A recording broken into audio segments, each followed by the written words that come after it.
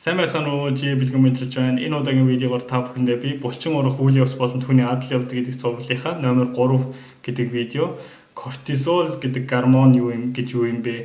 Кортизол буюу булчин нураадаг мангас бодибилдерүүдэд айдас төрүүлдэг энэ гормон яагаад биед үүсдэг юм бэ? Ийм сөрөг нөлөөтэй болов гэдэг талаар товч хариулт өгөх гэсэн юм аа. За кортизол гэдэг энэ гормон нь бөөрийн дээд булчирхайн дунд хэсэгт өөрөөр хэлбэл бөөрийн дээд булчирхайн дотроо холт төслөг болон тархилэг бодис гэж хуваагддаг. Тэрнийх нь холт төслөг гэдэг бодисийн дунд зэрэгт нь үүсдэг ийм гормон байдаг. Энэ гормоны хамгийн гол онцлог нь болохоор ерөнхийдөө катабол гэдэг нь болохоор биед байгаа энергийн нөөцийг энерги болгож хувиргах энерги болгож ялгаруулах тэрэнд гол үйлчлэгээ үзүүлдэг. Өөрөөр хэлбэл бодисын солилцоо гэдэг үг нь болохоор ерөнхийдөө метаболизм гэж яригддаг шүү дээ. Энерги нөөцлөгч байсан, энерги гадагшуулгач байсан бүх юм бодисын солилцоо гэдэг нэг ийм үгийн дор байдаг. Энэ үг нь болохоор дотор хуваах юм бол анабол, катабол гэж хуваагддаг. Анабол нь болохоор энерги өөртөө нөөцлөх өшөө нэмэх, катабол нь болохоор энергийг гадагшуулах буюу биед байгаа энергийнхаа нөөцийг машинаар ярих юм бол бензинээр шатаах, тэрнтэй адилхан биед байгаа энергийнхаа нөөцийг энерги болгож хувирах. Энэ нь болохоор катабол гэдэгт орж байгаа. За тэгэхээр та бүхэн асууж байгаа кортизол гэдэг энэ гормон тэгээд ийм булчин нураадаг гэж ярьдаг. Тэгээд тийм сөрөг нөлөөтэй бол яагаад хүн байглаасаа ийм сайн дураараа ийм гормоныг биендээ ялгаруулдаг юм бэ? Тэрнийх нь үйлчлэг нь яг юу юунд яваад юм бэ гэдэг.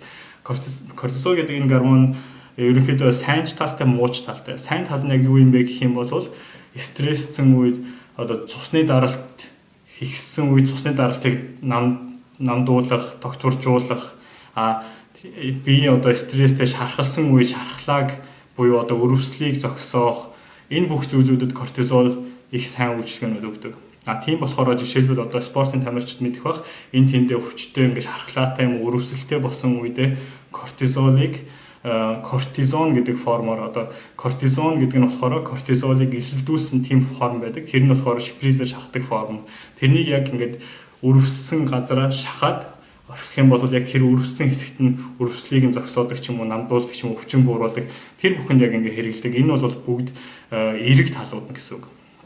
Сөрөг тал нь гэх юм бол мэдээж фитнесээр хичээлдэг бодибилдер хүмүүсийн хувьд, бидний хувьд яг ярих юм бол булчин нураадаг.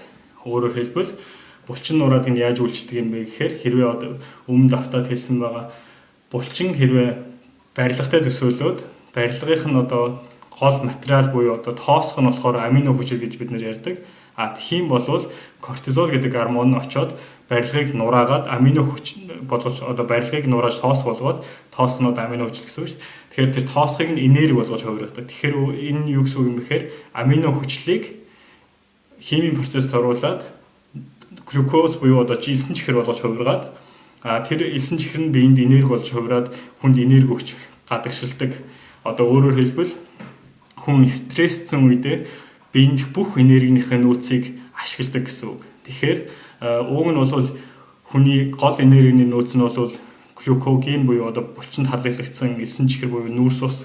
Тэгээд тэрнээс гадна биендээ хадгалсан өөх байгаа, өөхний хэмжээ. Тэд нар бол ерөнхийдөө жирийн энергийн нөөц байдаг бол хитрхи их стресс яг ингээд гівгэнд хэцүү байдалд орох юм бол хүн байглаасаа тийм кортизол гэдэг гормоныг үүсгэснээсээ болоод биед бүх энергийнх нөөц, булчин, өөх, нүүрс ус бүх юмыг энерги болгож хувиргадаг. Тэр үед яг кортизол нь болохоор булчинг элсэн чихэр болгох энэ процессд хамаардаг гэсэн үг. Тийм болохоор байнгын өндөр кортизолын хэмжээтэй явдаг хүмүүс бол ерөнхийдөө эрүүл мэндэд анхаарах хэрэгтэй байдаг л да. Энэ бол их маш муу зүйл. За тэгэхээр кортизол гэдэг зүйл нь яг хизээ биед үүсдэг юм бэ гэж та бүхэн асууж байгаа. Кортизол гэдэг энэ гормон бол ерөнхийдөө тодорхой хэмжээний цагуудад биед байнга үүсдэг. Өөрөөр хэлбэл хамгийн их үүсдэг нь болохоор яг шөнө унтжахад шөнө 2-3 цагаас өглөөний 6 хүртэл тэр үед бол биед яг ялгардаг. Тэгэхээр жирийн хүн бол ерөнхийдөө өглөөний 6 цагт кортизолны хэмжээ маш өндөр байдаг. Энэ нь болохоор яг яагаад ийм бэ гэхээр энэ бол байгалийн хувьсэлтэй хамааралтай. Дээр үед бид нар ан хийж чулуугаар амтан агнаж агууд амьдардаг байх тэр үеэс эхэлсэн гэж хэлж болно л доо. Яг өөрөөр хэлбэл одоохон шиг ингээд өглөө болгон ингээд хүмүүс босоо зүгээр хөргөчөө онгоолгол идэх юмтай байсан тийм биш байгаагүй. Одоо агууд амьдардаг байхад бол өдөржингөө ан агнаал арайч гэж олж идэх юм олж идчихэл унтаал маргааш өглөө босоход яг ингээд энэ стресс гэдэг энэ кортизол гэдэг стресс гормон биед үүссэн байдаг. Тэр нь болохоор яг биедх бүх энергийг одоо энергийн нөөцийг энерги болгоход бэлэн байлгасан. Өөрөөр хэлбэл одоо байлгахад бэлэн байдагтай адилхан. Одоо ингээд бүх юм хийхэд бэлэн юм сэргийг байдалд оруулахад кортизол их хэрэг болдог. Тийм болохоор хүмүүс шөнө 2-3 цагаас ундаж 2-3 цагаас эхлүүлээд 6 хүртэл хүн болгон кортизолыг тодорхой хэмжээгээр биендээ ялгаруулдаг. Тэгээд тийм болохоор өглөө босоо заавал ерөнхийдөө өглөөнийхөө унд цай уул зүгээр гэдэг нь нэг талаас энэ талтай хамаатай. Гэхдээ нөгөө талаас бас энийг эсрэгээр яг өглөө унд цай уухгүйгээр дэглэн байдаг тийм renegade гэдэг дэглэн байдаг. Тэр нь болохоор яг энэ кортизолны хэмжээг ашиглаад булчингийнхаа нураалтыг болохоор өөр ямар нэгэн амино хүчлээр хамгаалах юм бол бас энэ бодисын солилцоог ашиглаад өөхөө хайлуулах ч юм уу тиймэрхүү дэглэмүүд бол байдаг. Гэхдээ энэ талаар тусдын видео байсан дээр баг. Тэгээд үүнээс гадна өшөө хідэн цагийн үед кортизол ихсдэг юм бэ гэх юм бол өдрийн 12 цаг үед нэг тодорхой хэмжээгээр дахиад нэг байглаас хүн өөрөө кортизолыг баг ихсэгдэг тийм замтай. Өөрөөр тэгээд хамгийн орой одоо шөнө унтахын үед одоо 12 цаг 11-ээс 12 цаг оройн 11-ээс 12 цаг үед бол кортизолын хэмжээ маш бага байдаг. Одоо ерөнхийдөө 10% хүртэл буурдаг гэсэн тийм бас судалгаанууд байдаг. Тэгэхээр хамгийн их нь бол өглөө 6 цагт хамгийн их хэмжээтэй байж байгаа. Тэгээд баг хаяа нэг жоохон ялгараад тэгээд орой тийшээ ингээд намддаг. Энэ бол зүгээр жирийн хүнийх гэсэн үг. Спортоор хичээлдэг одоо фитнесээр хичээлдэг биднэрт бол кортизол бол өвшин нэмэлтээр ялгардаг. Энэ яг юу юм бэ гэх юм бол яг бэлтгэл хийж явах үед. Бэлтгэл гэдэг нь бол стресс гэсэн үг. Тэгээд бас давтаад хэлэхэд ерөнхийдөө бол кортизол гэдэг нь стрессцэн үед дандаа гардаг. Стресс нь болохоор биеийн хүнд ачаалал байж болно, бас сэтгэхүйн ачаалал байж болно. Өөрөөр хэлбэл та ажил дээрээ дарамтлуулаад ажил дээрээ маш их ажилтай стресстэй явж байгаа бол кортизол маш их ялгаруулаад явж байгаа гэсэн үг. Нөгөө талаас ажил дээр ямар ч дарамтгүй мөртлөөсөө байнга бэлтгэлтэй байнга ингээд биеийн хүнд ачаалал хийдэг бол бас кортизол маш их ялгаруулж байгаа гэсэн үг. Фитнесээр хичээлж байгаа хүмүүсийн яг тэр кортизолоо яг барих тэр гол онцлог нь болохоор мэдээж булчингаа нураахгүй байх, булчингаа хамгаалах. Тийм болохоор кортизолныхаа хэмжээг аль болох бага дээр байлгах гэдэг юм уу тэр тал дээр анхаарах гэдэг. Энэ тал дээр бол маш олон судалгаанууд гарсан байдаг. Ерөнхийдөө бол тэгвэл бэлтгэл хийж явах үед кортизолыг бүр нам дардаг зүйл бол ерөөсөө байдаггүй. Тийм болохоор кортизол бол бэлтгэл та хийж эхлэх юм бол ерөнхийдөө нэг 5-10 минутын дараанаас кортизол биед эрчимтэй ялгарч эхэлдэг. Гэхдээ энэ тал дээр бол их автор санаа зовоод авах зүйлгүй. Энэ нь бол угаасаа байнга ялгардаг жирийн зүйл. Хамгийн гол нь бэлтгэлийн өмнө нүүрс ус эзэн байх хэрэгтэй. Тэгжиж инсулины хэмжээ тодорхой хэмжээгээр дээр түвшинд байх юм бол кортизолны ялгаралт арай бага байдаг. Бас уураг бэлтгэлийн өмнө одоо 1 цагийн өмнө тийм болохоор ерөнхийдөө уураг ихтэй нүүрс ус ихтэй хоол идвэл зүгээрээ гэж яриад байгаа нь болохоор яг 1 цагийн өмнө гэдэг нь яагаад вэ гэхээр тэр хоол нь бас цус руу ортлоо шингэтлээ уддаг болохоор бэлтгэлд орохоос өмнө 1 цагийн өмнө тодорхой хэмжээний нүүрс ус болон уураг идсэн байвал зүгээр. Тэгж амжаагүй хүмүүс нь болохоор одоо эсвэл амждаггүй хүмүүс нь ерөнхийдөө яадаг вэ гэхээр бэлтгэлийн дундуур амино хүчил уудаг. Одоо essential amino acids гэдэг яриад байдаг. Тэрнийг уудаг нь болохоор кортизолынхаа хэмжээг бас арай бага хэмжээнд барих эсвэл одоо булчингаа нураахаас хамгаалах гэдэг юм уу тэр талаасаа бол ерөнхийдөө тийм янз янзын амино хүчлүүдийг ууж хамгаалах гэж оролддог. Гэхдээ ер нь бол кортизол бол бэлтгэлийн үед бол ерөнхийдөө бол ялгардаг. Тэрний эсрэг өшөө дарахад өшөө хэрэгтэй зүйл нь гэх юм бол бэлтгэлийн өмнө витамин С уул бас зүгээр байдаг. Тэр нь бас кортизолын хэмжээг бага зэрэг барьж өгдөг. Тэгээд мэдээж бэлтгэлийн дараа би одоо хэлдэг хүн болгонд хэлдэг одоо дэглэн бариад турах гэж явж байгаа ч хүн байсан, маас авах гэж явж байгаа хүн ч байсан, ямар ч хүн байсан спорт хичээлсний дараа бэлтгэлийн дараа заавал сайн хоол идэх хэрэгтэй гэж ярьж байгаа. Одоо сайн хоол гэдэг нь болохоор нүүрс ус ихтэй, уураг ихтэй тийм хоол.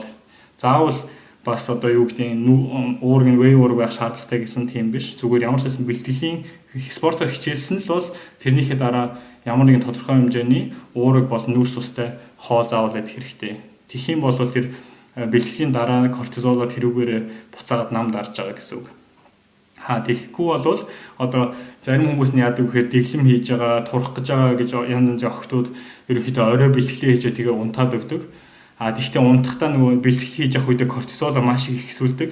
Тэгээд унтахад хэвтгтээ нойр нь хүрдэггүй. Ягаад гэхээр нөгөө биений стресстсэн кортизол нь ихссэн байдаг болохоор тэгээ нойр нь хүрэхгүй хэвтэд тавьж байгаа нэг 2-3 цагийн үеэс унтаж эхэлдэг үе рүүгээ ортол нөгөө нэг байглаасаа хүнийх нь бие чинь 2-3 цагаас эхлүүлээд 6 хүртэл кортизол ихсэгдэг. Тэгэхээр ерөнхийдөө ингээд оройноос бэлтгэлээс эхлүүлээд өглөөний 6 цаг хүртэл байнга кортизол ялгаруулж байгаа гэсэн үг. Энэ бол эрүүл мэндэд маш сөрөг нөлөөтэй зүйл. Кортизолынхаа хэмжээг барихын тулд тийм болохоор хүн дор хаяж ерөнхийдөө нэг 8 цаг унтах хэрэгтэй. Өөрөөр хэлбэл 8 цаг унтчих гэдэг чинь хүн биеэ сайн амрааж байна, стрессээ тайлж байна. Тэгжиж хүн кортизолны хэмжээг маш бага байлгана. Кортизолны хэмжээ бага байх юм бол булчин уургах буюу одоо нөхөн сэргээлт ямар ч тийм нураалтгүйгээр сайн явна гэсэн үг. За тэгэхээр та бүхэнд одоо кортизол гэдэг энэ гормон талаар тодорхой хэмжээний мэдээлэл өгсөн байх гэж найдаж байна. Ерөнхийдөө та бүхэнд хэлэхэд өглөө 6 цагийн үед кортизолны хэмжээ байглаасаа их байдаг. Бэлтгэлийн үед бас их байдаг. Гэхдээ бэлтгэлийн үед их байх дээр нэг ахтар санаа зовох шаардлагагүй хэрвээ та бэлтгэлийн дараа тодорхой хэмжээний нүүрс ус ихтэй уур ихтэй хоол идж байгаа бол тэрнийг идэж чадахгүй одоо яг тэмцээний тамирчид бол яг тэрэн дээр их хэцүү үед ордог. Тэр нь болохоор яг нөгөө бэлтгэлийнхаа дараа маш бага юм иддэг ч юм уу. Тэгээ ерөнхийдөө кортизолын хэмжээ ихсээр байгаа стрессээр бол уур уцаар ихсээл тэгээд ерөнхийдөө хэцүү байдал их болдог. Тэгээд кортизол ихсээд ирэхээр бас хүн хавангинж эхэлдэг. Та бүхэн бас анзаарсан байж магадгүй би яг энэ зун бэлтгэлийнхаа тэмцээний бэлтгэлдээ орж явахдаа бас нэлээд их ажилттай байх үедээ давхар өдөр болгон бэлтгэл хийгээд тэгээд шөнө маш бага унтаад баг өдөрт нэг 4-5 цаг л унтчихсан. Тэгж яхад ингээ бүр хамгийн сүүлдээ нүүр хавантаад нүд ингээ цэлбэгнээд тэгээд нэг хүн миний нэг зургийн доор ингээ биччихсэн л та энэ бөөр чинь жоохон муудсан юм уу да нэг хавантай харагдаад байна гэд. Тэгээ яг бодчихсон энэ бөөр бол үнэхээр яг бөөр нь болохоор кортизолыг ялгаруулдаг гормон тэгээ кортизол гормоныг ялгаруулдаг орган. Тэгээд ерөнхийдөө бүх юм ингээ холбоотой байдаг нь одоо ингээ бодоод байхад яг анзаарчихсан л та. Тийм болохоор хүн болгонд хэлэхэд аль болох бага стресст хэрэгтэй. Бас өшөө жишээлбэл стресс яг яаж үүсдэг вэ гэхээр зүгээр та өөрөө анзаарахгүй мөртлөөс ингээд шуугантай байгаа газар удаан цаг суух юм бол тэр нь зүгээр та өөрөө ч анзаарахгүй байгаа ч гэсэн тэр нэг ядаргаатай юмсыг тийм мэдрэмж төрөөд байх юм бол ерөнхийдөө стресстэй л байгаа гэсэн үг. Тийм болохоор ерөнхийдөө аль болох стрессээ тайлах, стрессгүй байх, тэгээд бэлтгэлээ бас хитрхи удаан хичээлж өөрийгөө зовоохгүйгээр нэг ерөнхийдөө нэг цаг 30 минут ч юм уу хавцаагаар эрчимтэйгээр бэлтгэлээ хичээлснийхээ дараа сайн хоол ундаа идээд тэгээ өдөрт нэг 8 цаг унтахтаа аль болох одоо 11 цагийн үеэс ихсүүлээд одоо кортизол бага байх үедээ ихсүүлээд тэгээ 6 хүртэл ч юм уу унтвал ерөнхийдөө хамгийн их дайж сайн биеинд таарсан цаг гэсэн үг. Үүнээс гадна бэлтгэлийн өмнө витамин С ууз бас зүгээр тэрэнд кортизолны хэмжээг багасгах нь тэгээд багасгахаас гадна бас витамин С нь ерөнхийдөө дархлаа сайжруулдаг болохоор аль талаас маш их эерэг зүйлтэй. Тэгээд өшөө сүүлд нь дахиад нэг давтаад хэлэхэд зарим хүмүүс асуусан байсан би ингээд бэлтгэл өдөр болгон бэлтгэл хийгээд ядраад байна.